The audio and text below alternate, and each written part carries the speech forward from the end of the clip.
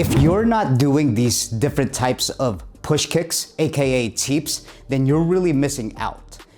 I know push kicks are very, very underrated because the Roundhouse Muay Thai kick seems to like surpass that, right? Because they're a lot more powerful, but push kicks are a tool to set those kicks up. They go hand in hand.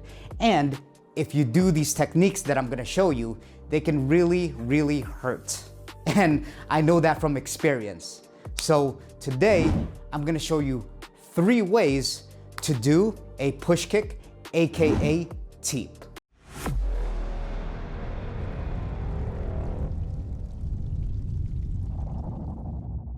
All right, guys, my name's Chris. Welcome back to Sicat Kickboxing Club. If you haven't done so yet, as always, please subscribe to the channel. I really love doing these videos and it really helps support the channel. Like this video and also share it to anyone that wants to learn self-defense, lose weight, or just learn the art of kickboxing, or wants to learn how to fight. It's good for your self-esteem. So I also run a what's called the Speakeasy podcast, and I promote this heavily because it really adds to the value, and I want people to get value out of a conversation that I have with high-level martial artists, from practitioners to your everyday hobbyists that have 9-to-5 jobs. So it really is a good listen for everyone. So go check that out. Show notes down below. So let's get right into it. So like I was saying in the beginning of the video, teeps, aka push kicks, I'll call them push kicks because a lot of people don't know what teeps are, is that it's a variant of kick that goes pretty much straight, right? It goes at an angle that's straight, where a roundhouse, look at this camera, it goes at an angle, boom. That's what I mean. So it's coming from this direction and then it's kind of looping a little bit depending on how you do it, right? Same with a switch kick. It's gonna come this way, boom, loop towards that way. And like I was saying, it's far too often that we oversee the teeps, but it can really set up for a roundhouse kick, right? Because if you hit them properly with these teeps that I'm about to show you, or these push kicks, is that it could be used as a feint, aka a fake. So if you can hit someone with it and hurt them with it, now that opens up to set up for your roundhouse kick, all right? So a quick backstory, like everyone else that's starting off, is that I never used to do a lot of push kicks because I thought it was just like, okay, push them out of the way, it's not that powerful. I knew it was powerful because you're putting your hip into it, but the impact wasn't as great, at least back then what I thought, compared to a roundhouse kick. So I do a roundhouse kick, but it'd be like not setting anything up, right? Yeah, I'd throw punches with it and then throw a kick, but then I needed to add more to that toolbox, and these 3 kicks are gonna show you that. So the first one that I wanna show you is actually from one kickboxer that I actually seen, and I use it a lot more now. Actually, my coach, Chris Trammell, shout out Chris from Syndicate MMA, actually was the first one that taught me this, but he got this from a fighter from one championship. And sorry, it's Taiwanchi, I don't want to butcher his name, so I'm not even gonna try. But anyway, so what happens is that when we go here, right, we want to angle our foot. And what I mean by that is instead of directly, look at my foot here, you see how it's flat? You want to angle it a little bit, right? Like this. Now, you see that, how my foot's a little bit turned and my heel's turned? That's because you don't want it to slip out. It's very easy when you're doing a push kick, that especially when you're sparring for like, you've gone 13 rounds or how many rounds you go, 5-minute 3-rounders, and say if your opponent doesn't have a shirt on, you don't have a shirt on, it's easy to slip a kick, meaning it's easy for your foot to slip off their body, okay? That's why we angle it. And with a step, it's also very powerful. So here, I'll do it without the step. So watch this camera angle. Over here, look, right? It's almost like a karate side kick, but when I add the step to it, which I'll show you in a minute, it actually makes it more of like a Thai hopping teep, all right? So again, I'm gonna show you here, right? I'll do it here first. You're gonna put your knee up and then angle your foot going this direction, okay? Watch. Kind of like a side kick. Actually, it looks very, very similar to a side kick with distinct differences. So now I'm going to add the step to it to make it more powerful. So if I'm coming here, right? Look at my footing here, okay? I'm going to hop. So literally, I'm going to hop. It's kind of like a Thai hop, so I'll show you. You see that hop right there? Look, I'll do it from this camera, look. I'm hopping with the right foot, in my case, for my stance, like that, okay? That's the same movement that you're gonna do when you're doing this teep, right? If you're Thai hopping, it's going to be that same hop with turning your foot over to get more power out of it. So here, I'll do it here, look. Look how much force I get off of that, and I was probably doing it at 30%. Again, look, I'm gonna Thai hop and then turn my foot in that direction. And again, turning my foot in that direction so my foot doesn't slip off their body and all of a sudden I'm off balance and then they could counter me, okay? So here, you see that? And always, guys, have your frame like a ninja star. Shout out Johnny Parsons, he's taught me that. UFC welterweight. You wanna have that ninja star so that to prevent them, in case your foot does slip, you have a frame to keep distance from them, from countering, okay? From them countering you. So here,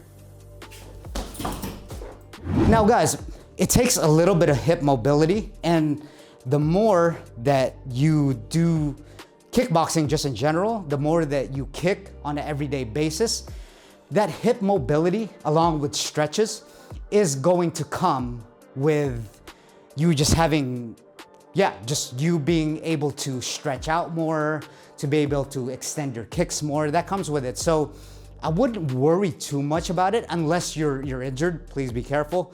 And there's other stretches for that. I did a stretch mobility video, which you could check out. But with the hip mobility part, that's just gonna come when you start doing roundhouse kicks and a bunch of teeps. You're gonna do like 10,000 of them, so it goes hand in hand, all right? So that's number one. I'll do it one more time, okay? So you're gonna turn your foot over so it doesn't slip off, and then I'm gonna Thai hop with that kick, okay?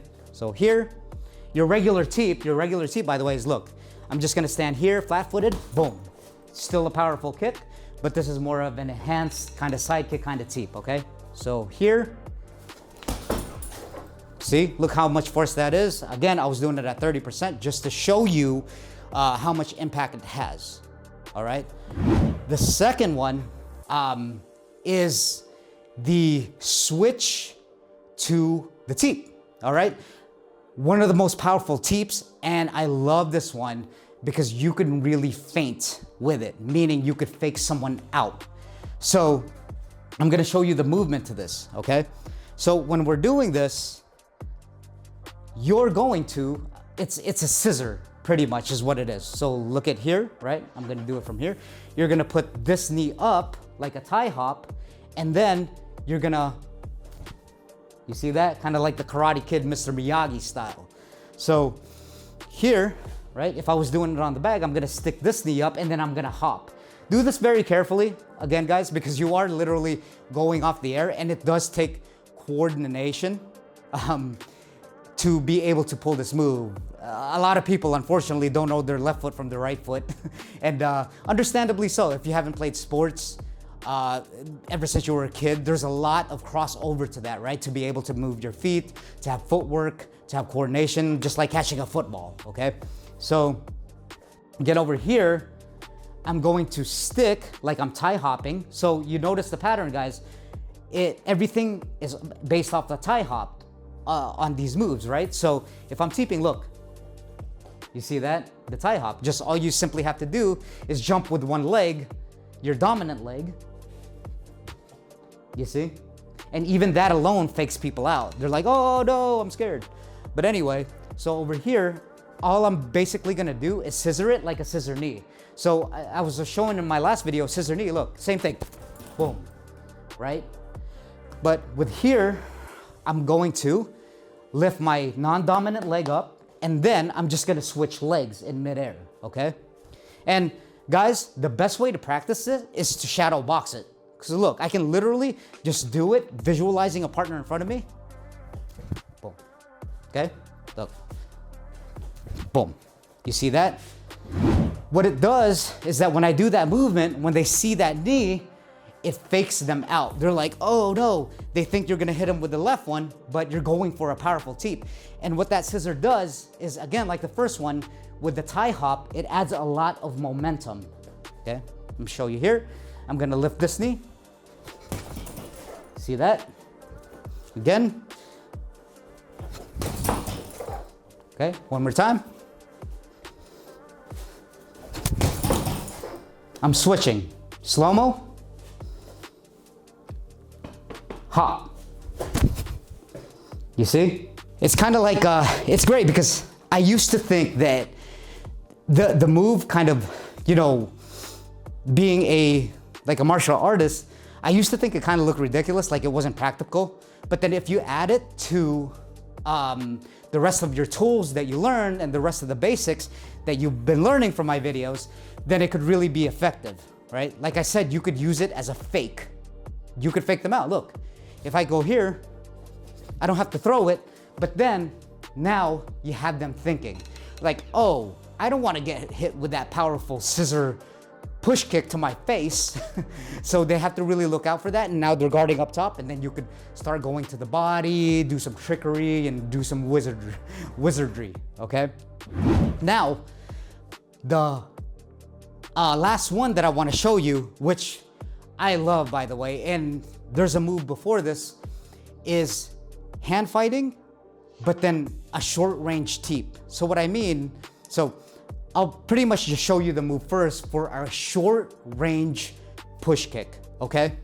Just like in my other video, guys, with a tabletop kick, what you want to do is, for this one, is that since a lot of people think that since the teep and the roundhouse kick are your longest range weapons, because look how much far I could extend compared to a punch without overextending, that's the only way they could go if they're on range. But actually, again, shout out Chris Trammell, Trauma Muay Thai, is that you can actually lift your knee first. Say if I'm this close, right? Look at this camera. If I'm this close to the bag, look, I can literally lift this knee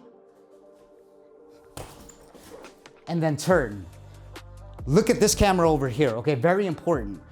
Lift the knee, and look how my foot, like the first video, bends to the right, okay? Again, the reason for that, why we're bending, or not bending, but placing our foot that way at an angle, is so it doesn't slip off the body. That's so important because you have to think defensively what the other fighter is going to do in case you miss. You need to have a backup plan because that could be it for you. He can literally knock you out if you don't have a frame or a guard in front of you, okay? So again, watch here, I'll do it, just shadow boxing. Look, I'm gonna lift this knee, my foot and my heel is gonna turn this way, and look. You see that? See? And notice how my knee isn't fully extended, right? It's kind of bent and even bent when I'm kicking, all right? Because that's the short range that we're talking about. I need to be able to pull that kick off in short range. And what that does is that lifting the knee, it goes up and it gives you just enough space to stick it in there in that short range that you have. Now I'll demonstrate on the bag. So if we're here, look how short of a range it is, right? The teep range is here. I'll do the first one. Okay, I'll do the second one. Boom. But over here, right? I'm gonna lift this knee. Look, I'm in hand range. You see that? This move alone was mind-blowing to me. And believe it or not, I've been doing kickboxing for decades, and I just learned this. like, not learned it, I've seen it before, but I just started utilizing it in everyday practice because it's such effective for me, especially if you're a shorter guy, okay? Like a shorter fighter, all right?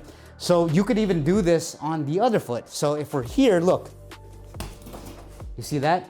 Bend the knee first, right?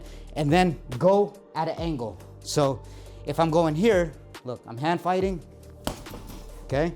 Over here, look, I'm hand fighting, look at the range, right? I could still hit him with the teep as long as I bend the knee and then turn my foot. So here, see that? Again, up, boom, at an angle. Up, okay? And guys, I'm sure you've seen some, if you are into fighting, I'm sure you've seen like a demonstration of John Jones doing it, you know, with the hand fight. That's what I'm talking about. The hand fighting, meaning you're sticking your hand out to get range, and then you could pull off the kick, okay? So one more time for all three of them. Here's the kick, tie hop for the first one, angle your foot like a side kick. See that? Look how much power. Again, the scissor teep. You're gonna, again, tie hop. It really tricks your opponent. And then you're gonna have the short range teep. I'm coming here in boxing range with my hand, lifting the knee up, and then push kick. That hurts. All right, guys, thank you for watching. If you got a lot of value out of this, please subscribe, like this video, share this with anyone. It really helps out the channel. Check out the podcast. I promise you, you'll get a lot of value out of it, and it's getting a lot of traction because of the wealth of knowledge that these fighters have to offer and what they say and the tips and tricks, depending if you're in jiu-jitsu, wrestling, kickboxing, MMA. All right. Again, thank you for watching. I'll see you on the next one.